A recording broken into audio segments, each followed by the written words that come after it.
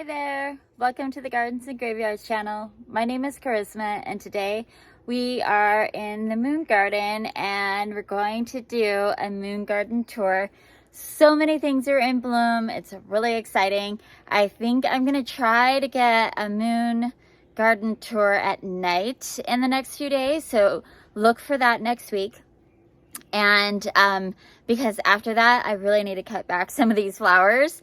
They're just getting huge and weighed down, and I think they'll be beautiful in a bouquet. So I want to get a couple of videos out of the garden so I can share them with you, and then I need to, do some maintenance. So let me get the camera turned around and show you what's going on in the moon garden in the middle of July. We live on the Oregon coast in a zone 9A.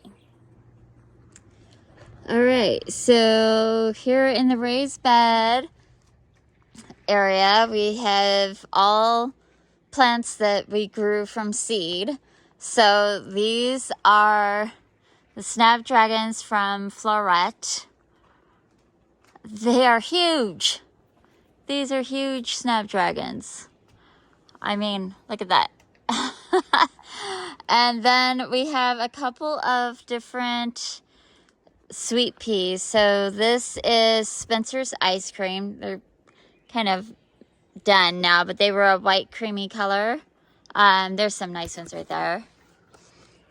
And they're kind of like a doubled up one.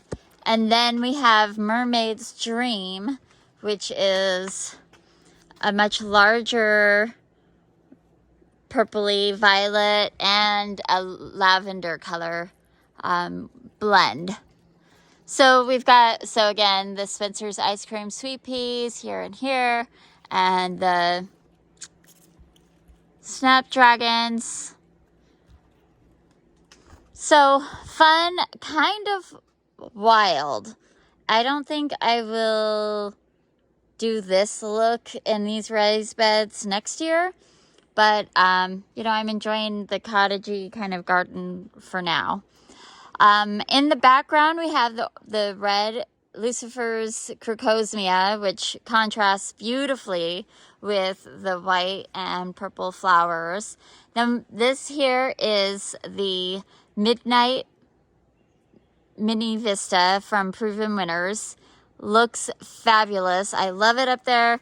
It's too hard to get to maintain, so a Mini Vista or a Super Tunia from Proven Winners, where they bury their dead and I don't have to get in there and deadhead them, is excellent. But this is what they do. So this is a spent bloom. It's done, but then it grows up over it and just kind of buries that, and you don't see all those spent ones.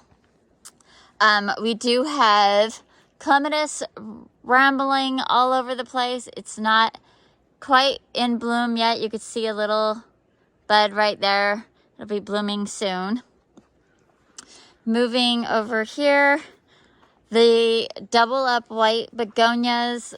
Okay, I know last garden tour I was like, well, I don't know about these because the blooms were way deep down inside the foliage. Now they're loaded in blooms. They look so beautiful. And of course the Barcopa is doing fabulous. So that's really fun. Below that, we have a container with heuchera in full bloom, and the irises bloomed already, but there's nice grassy texture in there from them. And then we've got over here, we've got cleome in bloom. Lots and lots of flower heads on these, and the pansies are still gone. They are getting eaten. Finally really just kind of done for the season. But I couldn't believe we planted these back in like maybe September or so.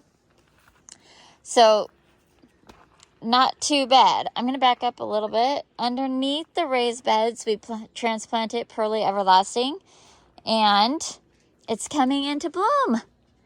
So I'm very excited about that. Somehow this got flipped upside down. Okay. Really excited about that. The buds are still nice and tight. They're not open all the way. They dry beautifully as a dried flower. And the bees absolutely love them, and so do the butterflies. The butterflies are all over this plant. Okay, so then down a little further. If you missed me painting these pavers, we painted them so that they're the phases of the moon, which has been super fun to see in the evenings. And then down here, the Supertunia Mini Vista White is finally just really taking off now that I cut back this Dusty Miller and got it in check. And then we've got this really pretty Osteospermum. It's kind of, those blooms are all done. Got some more buds down low that'll come out soon. And then this, what is this? Is this the Twilight? I never remember which one. Isn't that ridiculous? This is the Super Bells Blue Moon Punch, and it's doing fabulous. It really likes this location, and right above it are these beautiful blooms of the Himalayan honeysuckle. Aren't those just the most adorable? And they get these little berries in them where the flowers are. So they'll be full of berries here soon. This plant was here when we moved in, and I absolutely fell in love with it the first time we walked around the garden.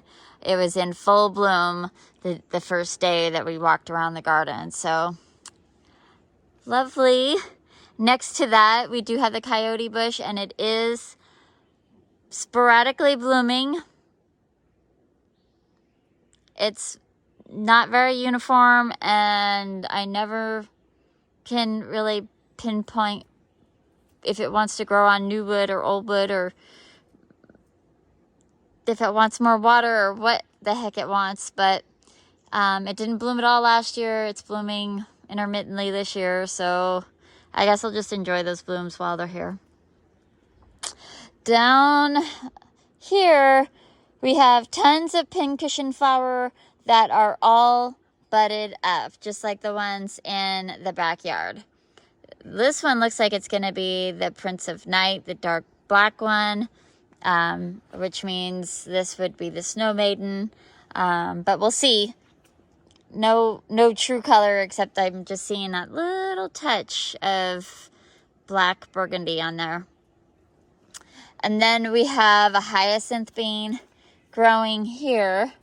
I don't know if it'll bloom or not, but it's happy.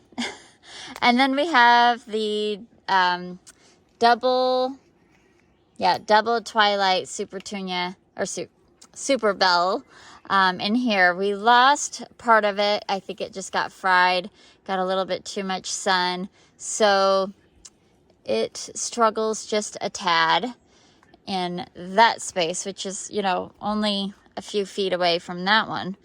So I don't know if it's the variety, if it's the space, or what the deal is, but we're watching it. It's been in bloom the whole time. It's just not performing as well as I expected. The twinberry is all in bloom, and it will also get so there's the blooms, and then it leaves behind a red bract like that, and then it'll get a dark black red berry, double berry. It looks like a twin berry, right? And it looks very, very, very similar to the Himalayan honeysuckle, like that. This little bumblebee's just been cruising around. I can't catch him. Okay. And then the Blue Moon hosta is looking really good, just holding steady. I didn't expect to see a whole lot of growth from the hostas this year because they just got planted. If you remember, perennials, they do a 3-year cycle. The first year they sleep, the second year they creep, and the third year they leap. So these are both in their first year, so they're just kind of sleeping and sending out their roots. This is the Twilight hosta. Really nice. And then in this container, we have the pumpkin on a stick, which is growing fantastic. And I expect to see some flowers on it in the next month, maybe, like mid-September usually. And then we've just got some Barcopa trailing and kind of rambling around in there. And then up on the deck, still the white violas are going super strong, and the white geraniums have all come into bloom as well. So just a really beautiful sweet mix. And then we've got the variegated creeping Charlie, and I adore this blend this year. I just absolutely love it. I will probably repeat it. It's just wonderful. Geraniums do really well up here. We've had hot pink ones, we've had red ones, and in this garden that's always kind of in shade, having all of this white just looks so beautiful. I love it. I am watching for bats, which reminds me, I am going to move this owl decoy. It's heavy. Ugh. And put it over here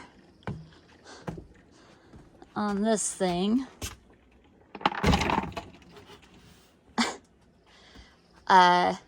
So if you need to move, if you have bats and you don't want them places, you can use an owl decoy like that.